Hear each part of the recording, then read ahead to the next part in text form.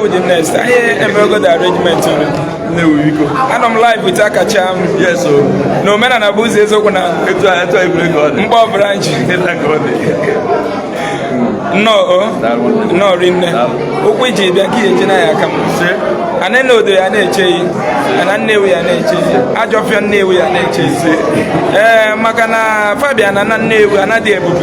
Why none I have lost cent? Come on, a power cent. So when you will look at you, no Lucian and they were there, St. Peter. They are simple. That was the way can I send to Anne. Oh, Open daily. I said, my desire. Up to one end, enough is a dog. Can know me, but Woman, the moon, the buy in Egemonte. As for no young Marabeni, who's Noya Babo, or she for the wrong place. Manamuma.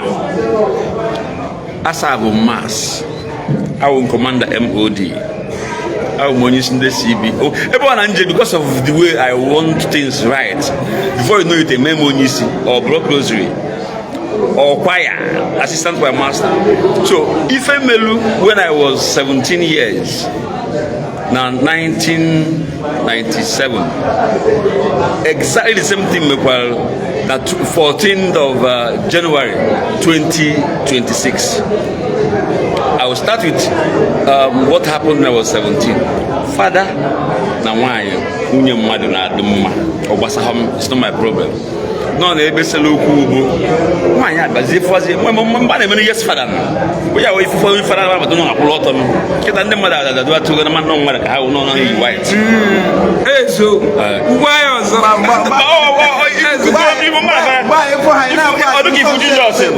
Jesus can oh yes father, yes father. So nwanya oluzie etu a na ya father de welu na eme ndị mmadụ intimidate. Yes. Na mandu kamera abia. We go na about my business. But the area that got me mad, injustice, lack of equity. Eba potalo na ndo quiet liu. Onye obuna anọghọ na practice choir. No ya beko no choir on Sunday. Obulu law, and I could agree. Then Mama so the man sama. Onye obuna anatabo lili ekwesigo isabu mas. Etukanya obulu ewu. And one thing, somebody like me, I was 17 years old, can stand in an 80 upon you now. You don't change the goalpost in the middle of March. Wesemba, you are Nyabugo for all. Now, on a very good Sunday, one year, Bioka, they are not, they are go yourself. Go microphone, chain on their direct. Mike was in between two people. Choir na gospel artist that can sing solo. Why it is if Mike na as must know that above the law. Then I now ask in the choir members, can they message? Also no one there for no choir master, and the choir master, Judah. Na mubuke na emezi asimbi kuko nya if an easy nya onya abu VIP ima ya let me bring it down for that you understand it but as well through the in na oka ko mmadụ na abo melobere drama obulu nwunye nna anyị na nwunye Obiano nya sina Bianca Marola and stuff like that. What would have happened? No one under Marola fuenele automatic and kenele onions. From there to prison. So I want you to understand my point. So if I live with that woman, then without your marker,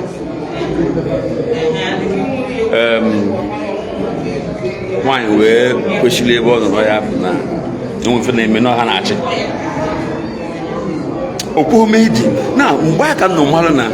I believe in fairness, equity, justice. Just can't tell you as a big man. I shifted the mic in between her and the next person. Can't turn up one yard, hey, so I am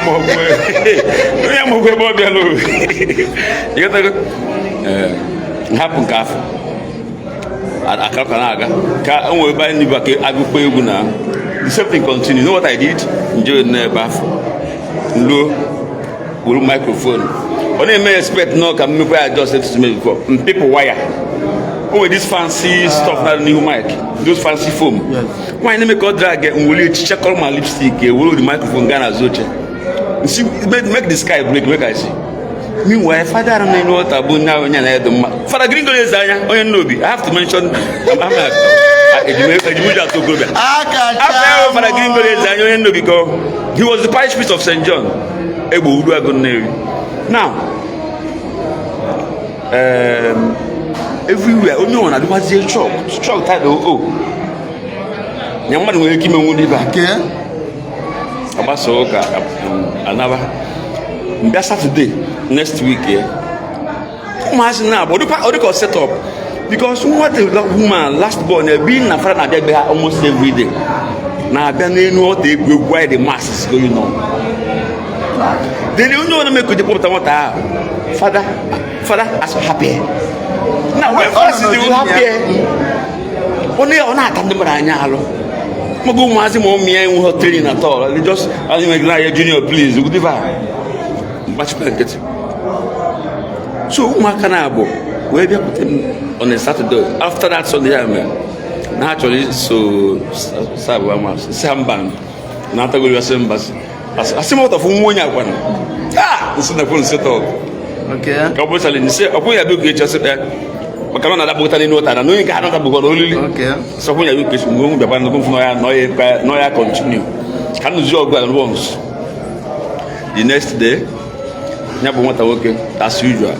Nchelu no before the go kuchuku, put the mic go kuchuku. Njuka ni nota, mpuyaka to the last line. Okay. Kifuzi na ndemara na damu map adale lwana. Mba mbudizi na zazo chone bikuzi kwa mama dizi boluzi.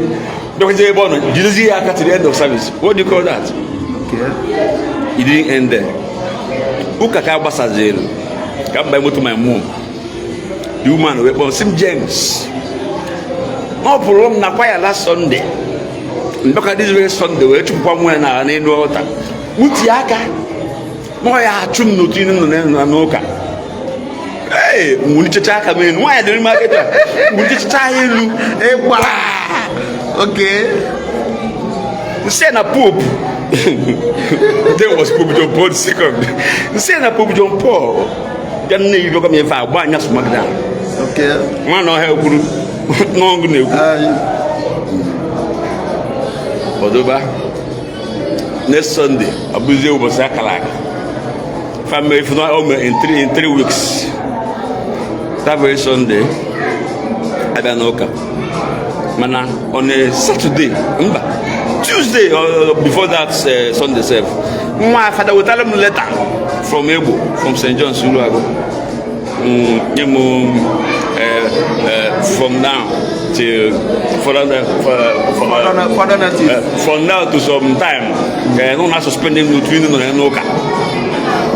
CBO, Blood Rosary, altar nights. Why MOD? I counted 5 then. On our sales now, I'm mature good. No room some things in the camera. Go. If you join Mother, you Greek one last day. Okay. Golden men about it was okay. This is not your choir. Now I'm trying water because you see, I shot 2 choir and altar nights. For what I do on a Saturday, the master of practice on a Sunday, no choir. We didn't know how many people to have a hand. If how committed I was, imagine on the time I didn't move for a call. By the time of people as part of that very few, religion did a whole lot of evil. That's the now where's the young journalist? So, in my father, Biano, machine, it's not that I don't know. kpọkọtara dobere n'ọta bịajere ntebụl etu a onye si aka find him on Facebook ndị ụka blọk ọ na ndị ụka kpọrọ Mark Zuckerberg you go and look for try a TikTok because the China wey nke ahụ so fada kpọkọtara elu n'ọta ihe fada gwa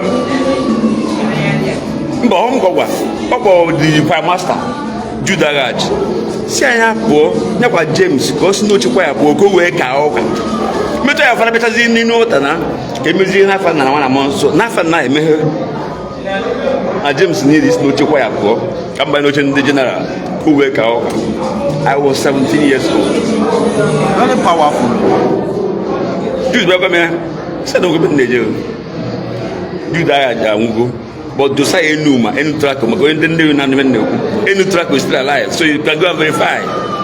Josiah Enuma that's him na fara sim ko ka opuri kan zai as auto no na me were the first person to come po but I watch na fara sim po ka suka no ko ben no e what to watch no ko ben so they know what is going on no kwa onye ya egwu Ojo. you see now so Josiah be kuja na shi ya guess what Father Gringolez anya onye no bi isi akwe pia I want to drive out. Social media don't know. So that's why I keep repeating it. Can one not attack video? And when I say Akachaam or born 14th of January, maybe I was still going to church because of that emotions of how my mother feel. When my father died when I was 15, and I know that my father pampered my mother so much. In fact, let me even say this: the reason you were by night. I was in London then, 2005 or 2006.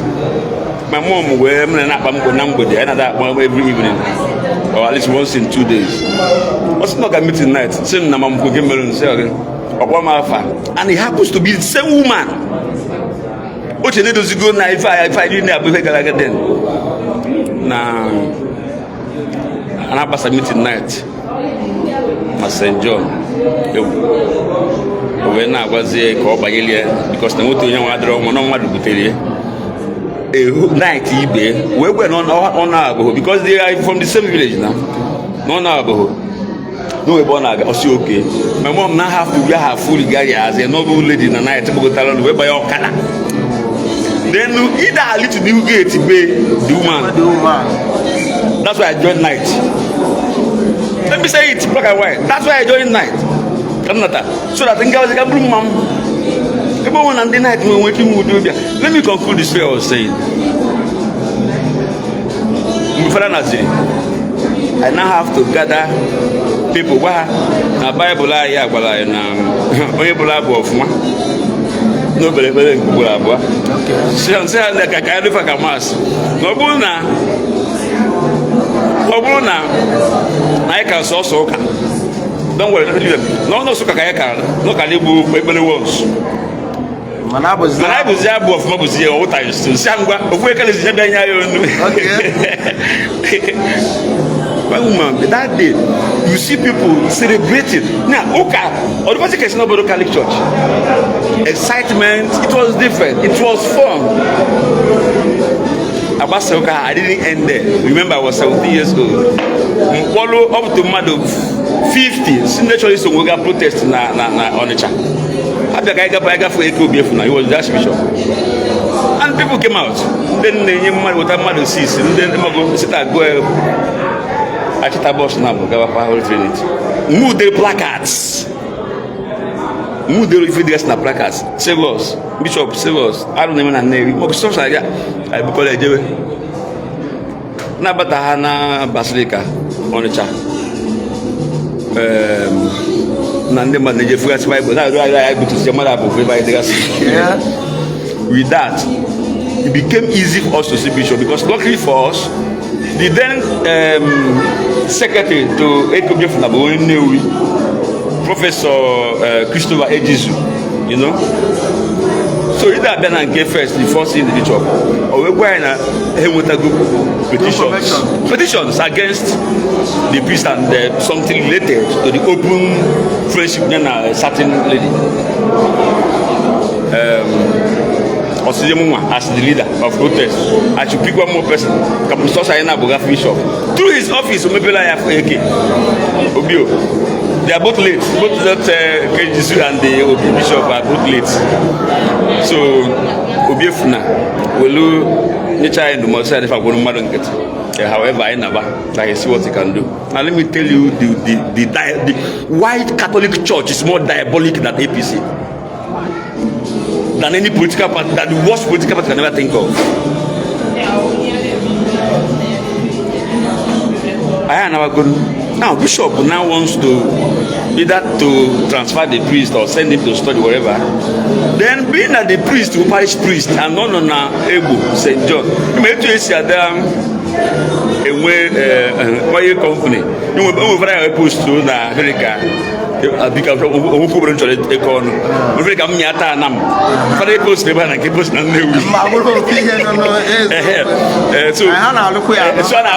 so for that, you know, the guys know a new opportunity on there, new Paris on there, and they just say, no, they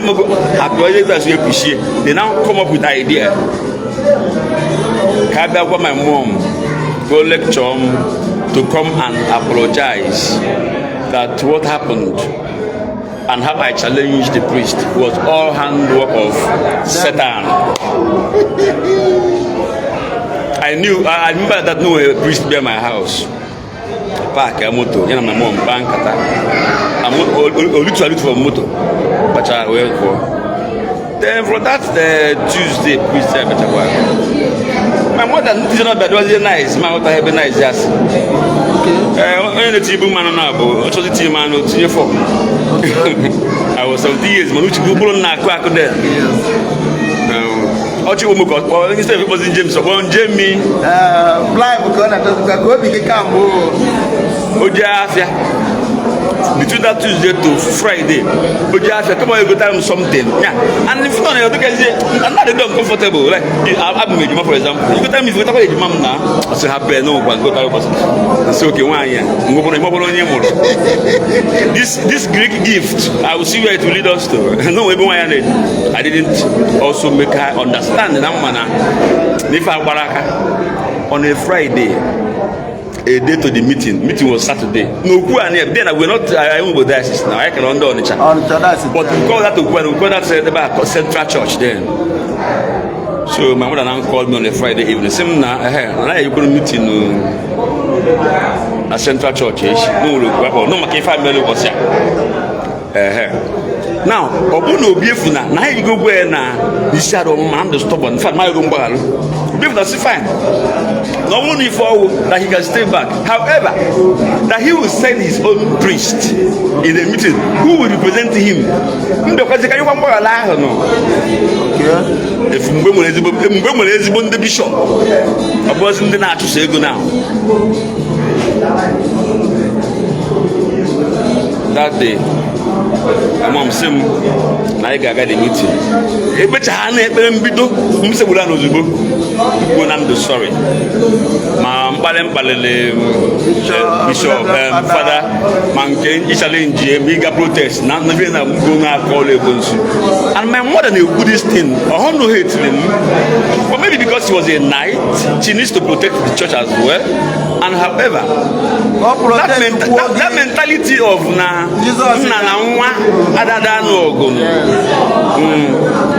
so my mother said, "Some man will say, okay, no problem." Or some men will call, but I trust him. Say, no problem. That's Saturday, 4 p.m. Saturday. I got Central Church. We blew na moto back here. Now Central Church. About 40 people. The father will tell 10. They came. We get selected. They didn't pick a general. And I'll see no. Now, let's say my mother is seated in this chair, and I was here.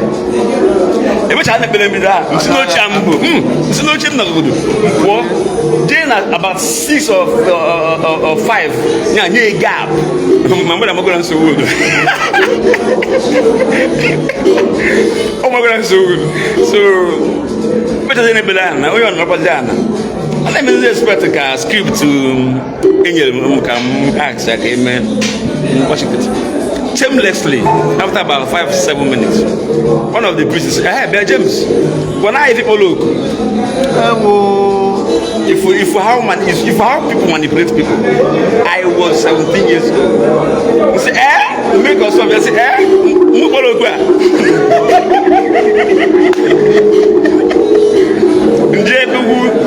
one of my father's friends, late Sir Francis Okeke, now okay, nothing.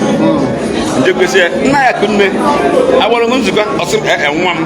Oh, it's okay. They could say, "Instead was still alive." They could say, "Nah, you said, I want to go to and one home." It's okay. Call no can you know him. Only was you also if you know.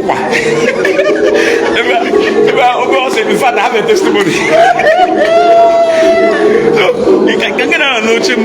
That's in turn. So you see, I wasn't the person doing that. And now, coincidentally, 14th of January happened in the same venue. That's when I started knowing, putting one or two together to know that yes, I'm here for a purpose and I have to fulfill it by saying things the way they are. At the end of the day, in fact, Father Green was seated. Mrs. Joy Mother was seated. JB Dumano, Metiaka number. Even Bolo, no one never. JB Fernando. Maybe I for never. And not the for the church. Not even Bolo. Oh, silent everywhere. For like 5 minutes. My mother, everybody. Okay. I think I remember meditation. No, I don't know. Look at the voice. Well, I don't know. Not to go quiet. The Vika is what I said. Can't be the very much. Hey, 4 days after, he was removed. Ebuka Gringo resign and we can know this web from social media in 1997. So I'm saying it here for the world to see. Now imagine if I had obeyed my mother. This Bible verse says, honor your mother and your father. For me, that's a good manipulation. Because when I'm married with the mama, when I'm married with a president in that show, for me, respect and honor should be earned. You know? So, what I'm trying to say, in lately, like, only God knows how many innocent people that are in prison. Only God knows how many innocent people that are in prison. Just because I am home or I am home mother or I am home contact. Before 14th of January, Father and Mother the same able. Oh my God! I just realized that Father and Mother school market at the same St. John. Eba Nkenchura to swear. Ana for Father Chidolue. Father Chidolue name me for fake miracle, fake priest. Na chuwai mata name me preaching. My family, Unyarolo and I've been my family, my cousin and Bedimondokwe. Now with the only occultic person in my family. Now there's good, just not for the people. We're going to go near cinema before men expire. Or try to use the occultic is white to come and. Many people now get bended down. Man, and it was how can you sleep with it was higher sometimes Nanda ne wolu on Hana maybe seniority. God go ditch. You go for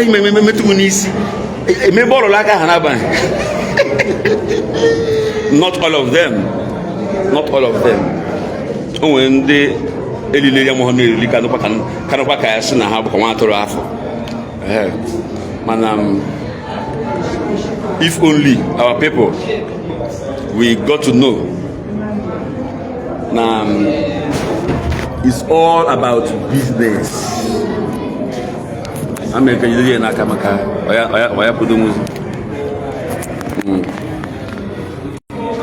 Okay, if I have a message for our people, my experience when I was 17 years and all through to 2026 January, Nduka Wanandu fully loaded. Nduka Manamma, everything. Oh, Nyaka Eji, the stage in the Manashtam Nunu. Now this happened this guy up and so wood because they are all Mandi bishops, Mandi Pharaoh that age or Google preach for a very long period of time are the people that are most uncomfortable because na best no kuya mahom panaham and how mama was not like who if ever knew some even in my own family to you on a mission if I mission sick way for since mo go this time we gabia look at the Mayfair justice I work when you also make justice I work it doesn't a man able I won't be part of it. I rather not even pass through. That's my life. So check him as 1997 check him 2026 the same thing. Father Ibadi Bele one day the list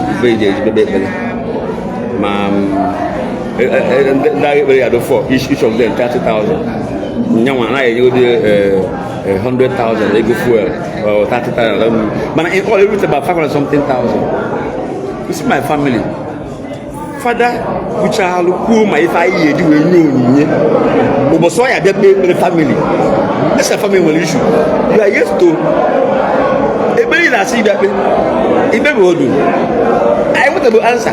But I know the idea. If you are the way recorded, I have the voice note and all. In your idea, Frederick Rice, G, or Coco. Yeah. When someone named the family was from, see, Father, they will list if he like I say, on our 518,000 before baby, all people bounce. We have to demand on Father's house. Not just that they will organize. It's okay. That means Father, I know you come receipt. Number one, 518,000. Number two, no, I want more miracle. Why you remember the miracle? Why you answer with $4 because I will find over. So, no in date. And also, only miracle and the boy may expire. Okay. No, the transactional. About only you know 518,000 before coming.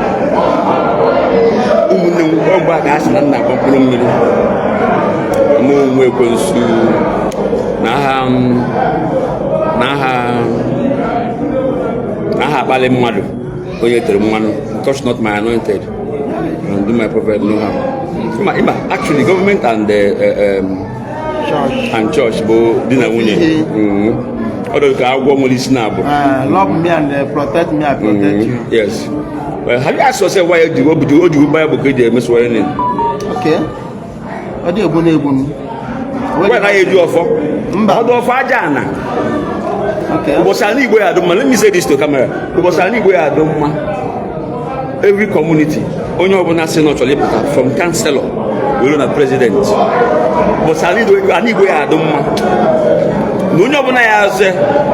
It doesn't need to take the person to any shrine. The community now and been a good yourself. Onya bapo that's a dukunana and I that's I cannot count the number of sons. Onya is a dukunana, not a councillor, not a state house, chairman, whatever, federal house. Now, no, also the nọ ya alụlụ obodo ọlụ wute ego ha mana ọ ya alụkwa ụlụ mba kena go nwa eziokwu ya tesi don ekata esi na azụ anya azụ nwe na ọṅụ mmiri nọ ya alụ ọlụ mana ọ ya alụ ụlụ mana ife ọ na-ekwe nkwa na-akwado ọkpa na ana Igbo ana be nna ya n'obodo a na-enye ọlụ a n'ụlụ anyị akarị nata ọlụ okwuchi ya site ọrịa ndị Igbo mee ife a 4 years, only 4 years, you will not believe what you will see. Ego ndị a na-ebupụ, ego ndị politicians na-ebupụ. So it becomes a kind of it is about trialogue na bazaar.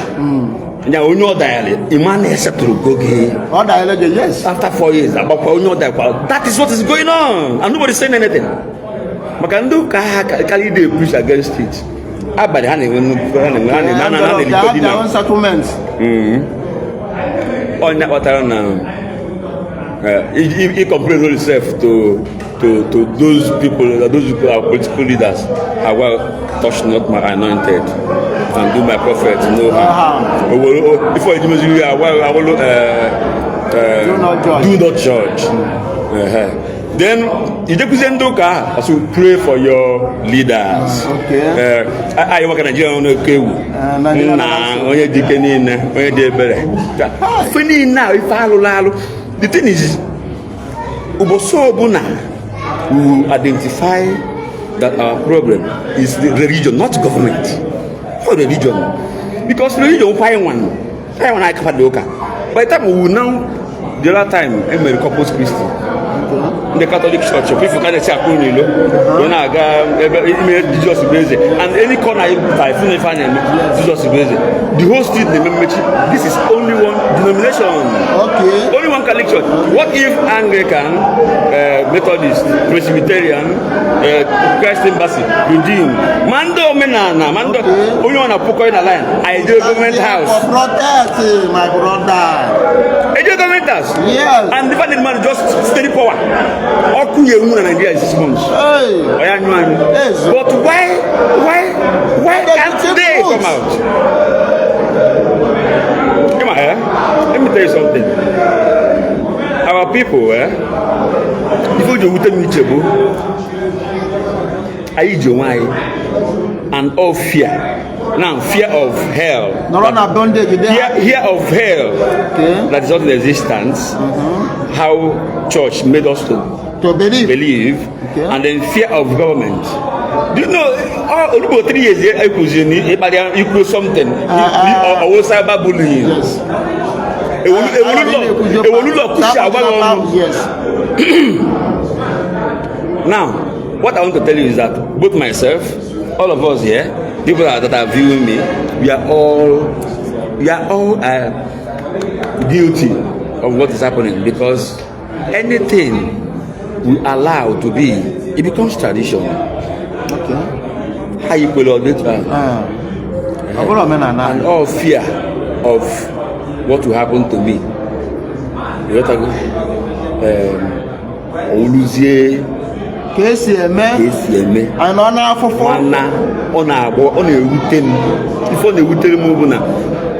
what source of tax and source of whatever let alone no way this is my federal oil and all that. Okay, let me help you small. The life alone go from Opiweta where we no illegal payment ọ ga-akwụ n'ụzọ ma ndị agboro ma ndị police ma ndị soja ma ndị road safety. Illegal payment ọ ga-eme tupu o si Ọnịcha ruo Enugu is about 15,000 plus. Then count ya obere moto one galanụ ada ekwuzi ego one ndị nnukwu moto na-ana. Each custom na nnukwu moto ọbụla na-agafe 20 something. Ọdọbetu a n'Ugwu Awụsa. Gbakọ ego one moto gbara Ọnịcha to Enugu spendiri na ede. Na kedu ihe ọ bụ na ọ bụrụ na ofi injinia pụtara na Nigeria si na ọ chọrọ ka gọọmenti nye ya loan ka ọ rụọ ụzọ from Ọnịcha to Enugu ka a gara iwe pothole with street light ego na ka ọ ga-akọst. Then ka anya gbaa ụgwọ each driver ọbụla na-agafe ka ọ na-akwụwa 1,000 naira for 20 years or 10 years to get that money back. Before 3 years, Enugu to Onitsha train ga-abụ double lane, mighty load with the street light. Sure. And that 1,000 naira is enough for that engineer. Kwụọ ụgwọ ahụ o bitara gọọmenti nwekwa mana adị eme ya. Mana a na-akwụkwa the same tax illegal by instead to police. Without anything coming out of it. Anything coming out of it. Any police, only police when I before, not na Nnewi, one of the DPOs, or the Gotolo, can now was only issue. Basically, back to your on behalf of the person. Guess what? Police DPO, the same now. Over may go no only return. The man of Syria because in Yame Bella and Wellinki at return. So, Niani did it. Ndi would to my Yamaha. Hi! He shake him with that tree suffering and smiling, and I've finished with Yamaha. Okay, we could go 30 years old, but it has become a tradition. Okay, we are. I told nsogbu anyị na-enwe bụ nsogbu anyị ga-aba anyị n'ọla na edosiwolo onwe anyị ma because onye ọbụla na-akpọ onwe ka ga-asị na enwere onye ịbụ gịnwa bụ mmadụ gịnwa bụ onye ga-emezu ụwa gịnwa bụ onye ga-eme ka be anyị dị mma enwere onye ọzọ ọ fọrọ ọnwụ na gị ka ọ fọrọ nna niile na-achị anyị kịta na like Obasanjo and former governor president Ebuka Buhari. All those people, most of them 27 years 25 years before they take power. Maybe 29. Now that do you believe now most of us did 40 years adị ekwu okwu n'obodo kedu mgbe ichezi na ị ga-agba ike kedu mgbe ichezi na ị ga-ejidozi obodo a now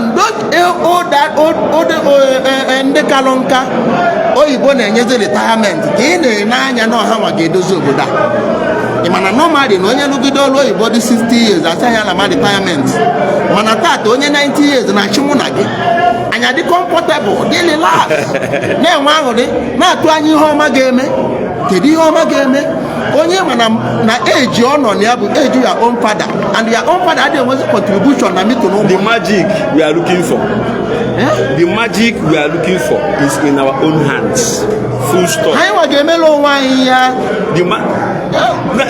2006 to how many years? Is the 20 years 2006 to 20 years. Maybe the my experience in London. Okay. 20 years. I'm up to the market. Tesco's na Seven Sisters. Motor work Suonyoji. Yeah, boss. I suspect no one see that Nigeria or any of these West Africa because him and London he put new unipass and actually cross. Ebe motor na see aga na Nigeria. Nyande Nigeria na London opposite. Okay, yeah. So we go on Makaka kita nanya. So no just straight cross. You never able to see Nigeria or West Africa. Boss we. Man boss room go melu. So he was just stepping out of that same supermarket, not up ahead of us, me and my friend. Then we that boss away sue mono sue in case because break was now no moto dem man moto dendo. So if you all but the break now the guy now that at 2006 20 years back my brother was there can know well na Chineke ahụ na-ekwu n'ụwa na ndị ọmụ na gị ga-eme. And in fact, now I even realized why I packed my bag. My friends, my boys, they built my house, man, they been at Coventry. I can count 5 now when they use red passport now. And when we about this, when I visa can't mana pack my not Nigeria. Be a Lagos, not a name. I'm beginning to realize why. Now, that's 20 years ago.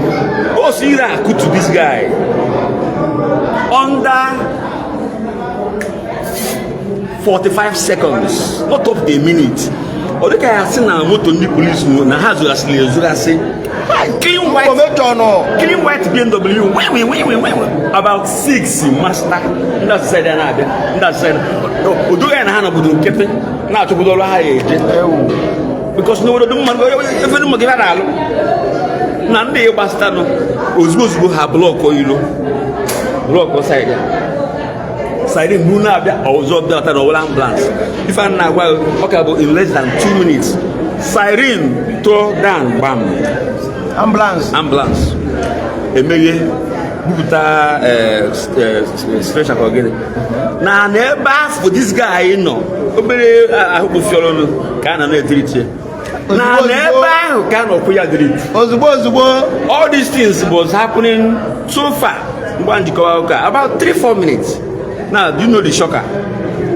Na ọgbọ ebe n'igwe ndị ọsụ na-ekwu na nke abụ n'igwe na ịmanye shock zi mụnwa ndọkọta ndị fenụ dị helicopter virgin ADH n'okpuli just for emergency like that ambulance as well tụọ n'etiti ilo kolota etighị ilo gbogbo Tanzania na olu 7 minutes my brother tụọ ebukazi onye moto abụrụgo stand by ya egbe efinish na helicopter ya dum shorter because their general hospital just like our teaching hospital all the skyscraper and then will hang ebe helicopter ya for emergency na eburu this guy tinye na helicopter fenie tape ndị police titikọba n'ilo akọsịsị everything I just said na happened in less than 8 minutes. Today na Nnewi na-aga social media fụma ebe mmadụ ya onye nwere accident o phone enwe ka agadi nwanyị o phone onye mama anya na nwaanyị a na-agwa ọbara na gwakwa ya na ahụ ọ na-ahụkwa nwee mọkwa ya jeburu ya gobejego na ọgwụ why we are used to all iwe ga ndị bakasị ya na-egbu mmadụ na-esi ọkụ no value of life. I will stop here because I don't want to go emotional. Akachaam no. Thank you. No na Obi omenala bụ ụzọ eziokwu na ndụ. Mgbe Mathias Ezeaku fụrụ ihe ndị chọọchị na-eme ihe ga-eme tupu anyị malụ anọgidere m bilite oziọma omenala n'ọtụrụ Igbo Love Themselves Charity Foundation anyị bidoro so na-afụ ndị be anyị onye nwere breast cancer onye nwere liver problem onye nwere kidney failure onye nwere heart failure mmadụ ga-enwe heart failure ọkpụ ya zaba aza the reason ọkpụ ya ji azara aza na ọbara obi ya da-akpọ ọzọ ọbara ọfụma blood is no longer circulating oju ụnụ ka fada ma ọkpa si nye olibo ya tewe na n'ọkpụ ya kwana ihe na-eme ya si n'obi mkpụrụgwụ onye a jee meet ndị cardiologist eme ya proper evaluation enye ya ọgwụ ihe a zara aza eme gị wesi na ndị fada aka ụfọdụ n'ime ha ka m jee skuul ụfọdụ n'ime ha ka m jee obodo oyibo kedu isi eme na ha ma ngwa ndị be anyị eziokwu ichekwa ọnụ ụlọ ka ndị fada na-asị gị kedu Nwachukwu ekechiri akara aka onye ka a tinye na bọtụl na oge nwa bịa kọọla ihe mere n'iru how Europeans rescue their own people onye ojii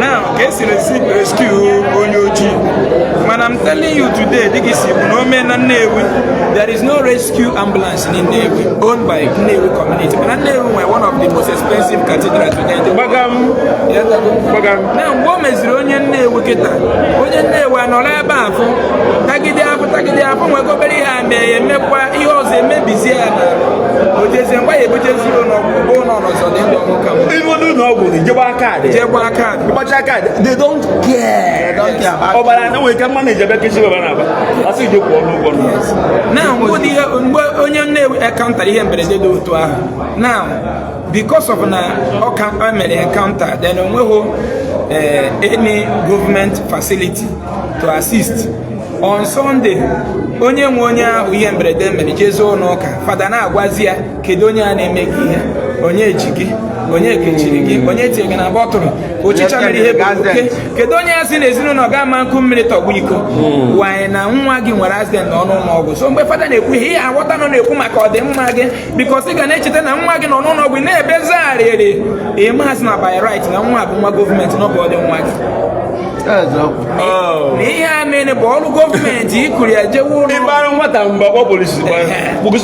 n'ọnwa gọọmenti ifuru ya now a criminal reverend fada nọ na baya na-asị kedu onye ahụ ekere ụdọ kedu onye ahụ ekere nwa ya n'afọ wee jụọ ndị ụka si ya ihe bụ kọd ike nwa n'afọ bụ ọ na-eme ma onye London ma onye France ma onye China.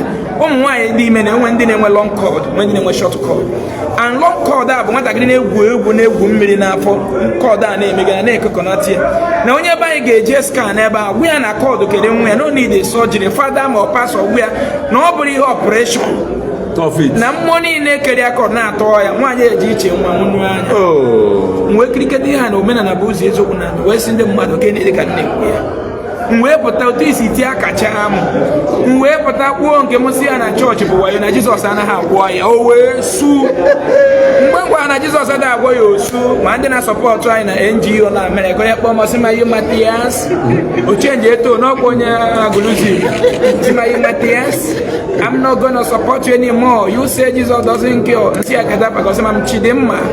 Nsi anafa ge Chidimma onya oluzi kosi mo nsi a Chidego go kan Chidomi. Mana my happiness ni yeni na agbolo so na echi ta seketa. Maka reality hit e heba ma nne ha ma nna ha ma umu na onya ya ba o esa ko. Emu ma ba onye si ha ya. Yeta so nwe ju ego. Maka na onwe onye ga abonye eziokwu practice mo Christianity. I was offered 10 million. Yeah. 10 million. Yes. But make us anything. But other than my best, no problem. But make us 10 million. Yes. So only without the money. As soon as we with the money, we present. Yes. So, me we ain't na ime ko balloon.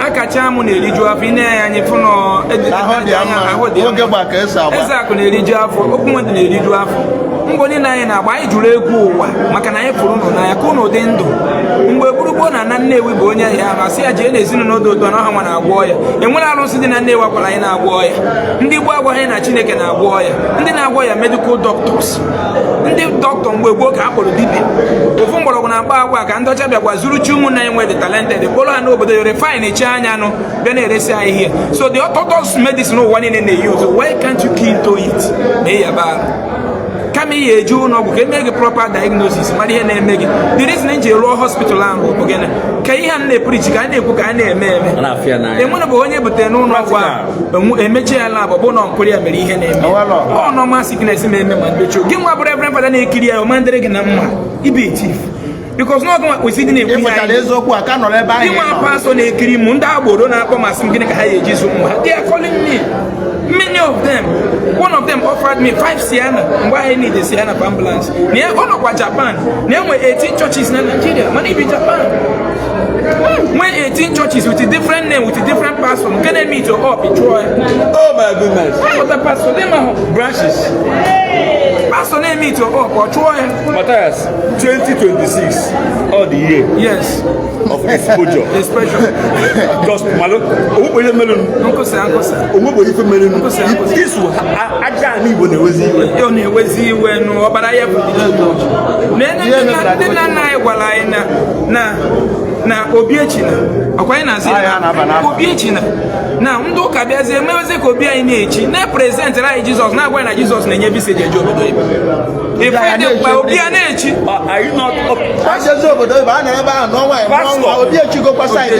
pastọ abịa na altar ebe testimony maka visa ife na-ekwesị na-eme if you can pray for visa for me to travel to leave the zoo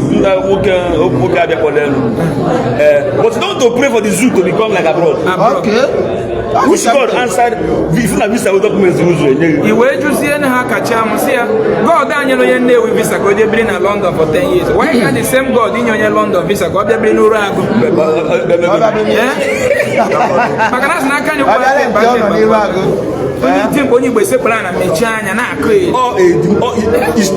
demonization dehumanization na mmadụ ga-abịa gwa na afa ga adọghọ mma okeke nke a bụ Okonkwo Okoli ọdọghọ mma no Peter Paul James and John onye bụ ezigbo now many of us say I'm all the meaning of Alpha those English names Moses, for example, meaning Nebu, once in a million. Once they take care of the 1 million.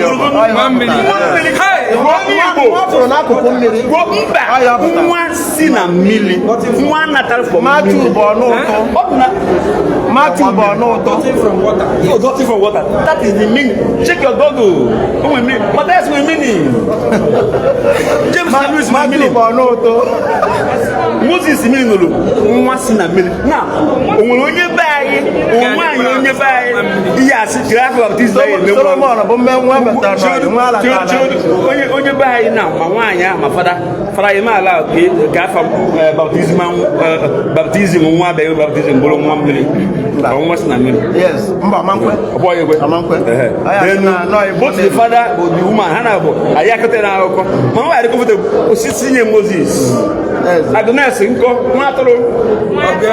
go to where now? Agnes, one to Akachaam,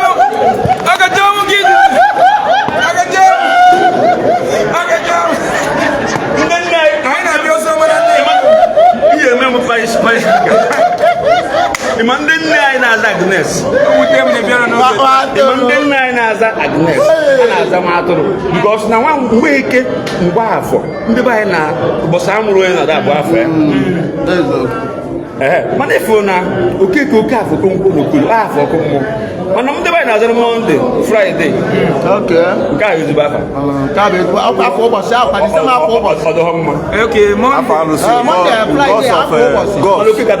Okay, Sunday. Okay, so when I'm saying, but say back and waking. Oh, but I for example, for the man, you can hate everything about us. You himself, you will not keep us out. Okay, I will not do for that. Now, what if you need an alcohol? No one ever will theology now, everything. I'm going to hang hold you. Get a hang on the uncle. Okay. Because you are the way you more.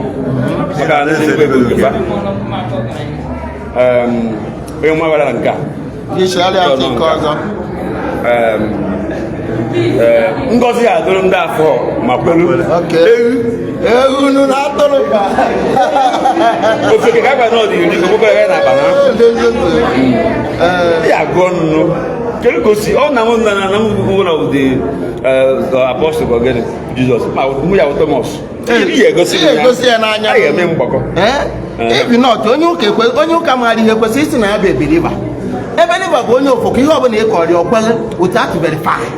That's the meaning of verify. Yes, without verify. You don't church, just accept. Believe. Believe. No amount of belief makes anything fact or truth. Yes. It's not fact. I should believe that you're a goat. Let me see you can work with sense. What is your goat? No, the idea of born again on how you go walking. Yes. And now you make baptism and then you are born again. That born again you are born, you are passing one so from today, from good reasoning, God cannot create you, give you brain, and at some point ask you not to use your brain. It is impossible. That is okay. Ndo kabala use in a brain. Now use the brain no no in religion oh my God okujumono akazu ndo bondi na akazu ndo medo one day I let me to na topia one day oya adere na mma oya adere na mma oduro easy obosen for that video Akachaam Adam ko onye aga asị na that is no ogu fire na achọgharị ọrụ oyibo wee kpọọ ya nya bịa na onwetego ọrụ onwe udu joy bata m n'ime maka na eso m na ndị mgbe m bidoro ndị Igbo College of Education na-echi etu m ga-esi mee mana ezinụlọ m mere ebe niile anọkọta gbuo m ebubo kpọba m gburugburu enwekọta wee sas n'ime abalị bim agbaka dọm gbuo m eburu m na be Enugu na m mere gịnị asị njikwa weta ihe nwanne njikwa wee na-egbu ndị mmadụ njikwa wee na-agwọ ọgwụ njikwa na-eme nke a kpochirisie ike ebe nnọ kpee m and ihe na-enye m joy bụ na enyi dị ọbụla ị denied Jesus Christ obi ga-adị ka okwute and not only na obi gị ga-adị ka okwute ị ga-abịazi dịzie ka nwere that ka ụbụrụ gị adị ka ihe eji blọọchị ya ụbụrụ ga na paakị na amamihe obere chukwu ahụ ewu isieta azụ maka onye Igbo na obere chukwu ịghọtago ibido rizin bee kritikal na-erizin ọfụma mụ na fa na-ebu dị agha bugidie from that time ti megidie gbom amegidie ọba na ndị Igbo College of Education megidie apụta na mana na bụzọ ezokwu na na-ebe agha makata mgbazi kpem ịma na ụmụ nwaanyị ka eji emeri ndị mmadụ asị di gị na-ese eji ekwu na redio a ga-egbukwu ya n'ụzọ a ga-emekwu ya nke a emekwa na ndị ụka mere nke a makwa ndị ụka mere nke a nke ahụ ndị ọ bụ dị ndụ ebe ị ga-anọ ụlọ onwe gị ebe ị nọrọ onwe gị tilela efere obulek abịa tiwa aja gbuo gị mmadụ na-anọ ebe ọ na-eche moto eletrik adobie gbuo obodo a bụ Naijiria onwe onye dị ndụ enwe onye dị ndụ ọ bụrụ na egbudu gị egbu sef mana ị ka nwụkwa nwa ọkwa na-egbu gị egbu agbụ na-egbu egbu ịka ya nwụ onye nwoke si na azọta ndụ ọnwụ so gbaa mbọ ihe ị ga-eme ka ọ dịrị gị na mma ka anyị nwee ike ịtọwepụ onwe anyị na dis bondage anyị nọ na ya because anyị taba fight na tatabatacha nwụọ ụmụ anyị ha continue kwee. Now let me tell you something before I leave. Ife kacha wee wute m na nke ikpeazụ ahụ most of our people because of all this awakening ha mmalụgo na ife a na-ekwu eziokwu ka ha ga-esi pụta. Let me, I don't like the revealing secrets. For I'm not about something secret remains. But let me say small, keep your a while. A bishop, a Catholic bishop, Emeritus, Borum, someone around. My friend and you, Nezu. No more habit name and age. Hi! And why get that body? Awesome na to conscience. We want to try me for the moment, not try me for the moment. Pure. You try me for the German, not try me for the moment. Pure. So, open naked to a religion now. We go on the Mbaka. When I go on off for you, or from my name is Ejike Mbaka. I don't know what you're going to when I was sending Nigeria, million he was trying to tell me how find their own ideas. No, who will tiny sense in the open. Like, the cast with lawlessness. If you follow your name, not only for Fudo, Mukunaso. I'm made by Union and Malo, Nanu, you can yeah, a bishop emeritus. The worst mistake. No camel. Now the bishop can I try now, but we know to how best no way. Now worst mistake. How many you become one? So no capua. Look at I was yeah. No, they go to what they go to catch up. No, but that's him giving the money. How what I feel. Now I'm going to escape today. This time, I don't see the choice. And what they told me is a field. You hear the onye cholo ije Lagos, whereby moto. Maybe you also need to a case in Lagos. Bakata, you walk a day banner. I say, I got to go belafo. Nana was a gabanye, Abayabu house or Simba, and yet you can Lagos, not Lagos, can Joe. Oga, e ka nọ na moto na-aga ugwu Hausa eme gịnị? Si n'ịdị live anya ya chele ka you never do this go there be bypass in Lagos. Because the longer you continue going to get out. For someone here said it will cost you more. Yes. That's the truth. Ihe akịta bụ ihe dịrị gị, gị nwa bụ onye ụka ka na-eche ụbọchị ihe bido kịta. Iji hụ nọmba Ezeaku kpọba nọmba m, iji hụ nọmba kpọba nke Akachaam, ịchọ okwu mpa jepụta na social media mee na ịchọrọ ịbụ onye omenala. I want to join omenala. Kwee na Facebook, we will tag you and bring you. Ka anyị kụziere gị. Okay, ndị na-ajụ ase ifedim ndị ụka ma ndị ụka nwe pọwa na ọrụ ka ha kpọrọ maka azụ ụka ọrụ orubeje ọrụ ka ha kpọrọ maka Zuckerberg by direct wee kuchie the thing for 6 months. Okay. On my Facebook account. Because I had a surprise. This guy, he grew immediately. from 7,000 followers.